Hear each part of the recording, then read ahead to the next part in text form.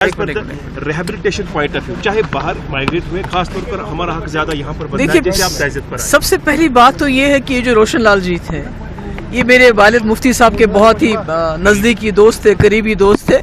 और इनका कमाल देखिए कि इतने बुरे हालात के बावजूद ये यहाँ टिके रहे, यहाँ रहे और यहाँ अपनी ज़िंदगी सारी गुजार दी।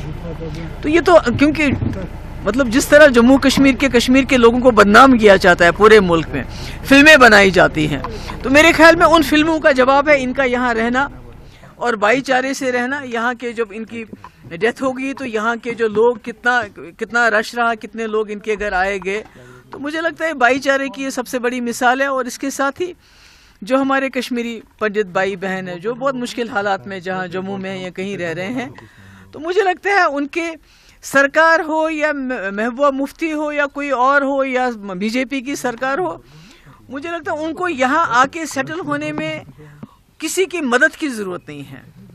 हम कश्मीरी लोग जो हैं, जो आम कश्मीरी है, वो चाहते हैं हमारे कश्मीरी पंडित वापस आएं और जिस तरह हम रहते थे बहुत खूबसूरत जगह होती थी। मतलब जब मिलजुल के आप रहते हैं, कश्मीरी भी है, पंडित भी है, सरदार भी है, बुद्धिस्ट भी है, क्रिश्चियन भी है, मुसलमान भी है, तो उसकी एक अपनी शक्ल होती है। तो उनका मैं समझती हूँ रोशन लाल जी का यहाँ इन हालात में रहना, तो ये एक सबक है जो आज मुल्क में हो रहा है।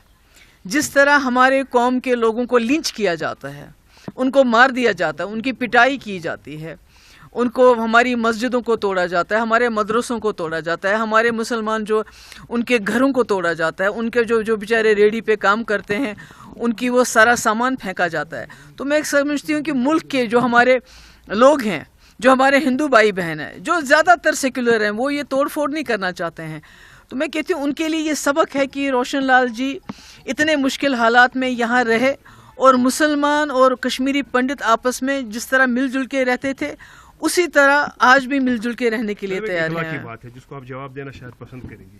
क्या अगर मैं गलत नहीं हूँ, हमारी इस पंडित कम्युनिटी को वोट बैंक के लिए इस्तेमाल किया गया है जब भी इलेक्शंस आए, जैसे आजकल अब लोकसभा इलेक्शंस होने वाले हैं, उसी वक्त ये बातें रिहेबिलिटेशन इनकी याद आती है? नहीं, मैं तो रिहेबिलिटेशन की, मैं तो जनरल यहाँ आई हूँ, मैं तो आप लोगों से बात भी नहीं करना चाहती थी। आपने पूछा किस हद तक नजर नहीं, वो तो बीजेपी ने इनको खाली वोट बैंक की तरह इस्तेमाल नहीं किया, बल्कि एक हथियार, कश्मीरी पंडितों के दर्द को, उनकी तकलीफ को इन्होंने एक हथियार बनाया और पूरे मुल्क में उस हथियार को बेचा, उस हथियार को पूरे मुल्क में इस्तेमाल किया दूसरों के वोट लेने के लिए।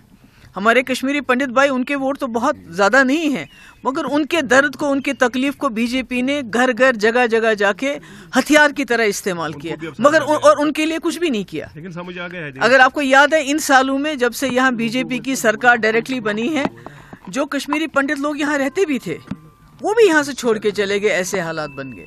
Thank you. कल का अटैक